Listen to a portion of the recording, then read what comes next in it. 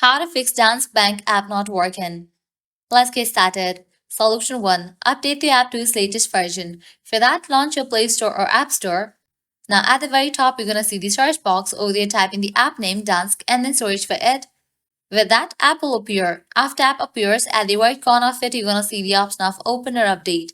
If you find the option of update over here, just click on it and update the app to its latest version. Then you can check whether your problem has been solved or not. Solution 2.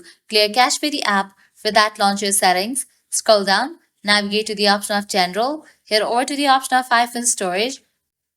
In this page, you're going to find different apps that are installed in a device. Find the app Danske. After you find it, open it. Now click on Offload app. Click on Offload app. Offloading app clears cache for the app. Now click on Reinstall app. Once completion of reinstallation process, you can check whether your problem has been solved or not. If these two solutions doesn't work for you, what you can do is apply solution 3. That is only to completely delete this app from your device and reinstall it. For that, go ahead and click on the option of Delete app. Click on Delete app. With that, you just deleted this app from your device. Now I can close this. Launch your App Store or Play Store, then search for the app Danske. After app appears, install it. By following these solutions, your problem will be fixed. So this is how you can easily fix Danske Bank app not working. At the end, if you guys find this video helpful, don't forget to like, share and subscribe to our channel. Thanks for watching.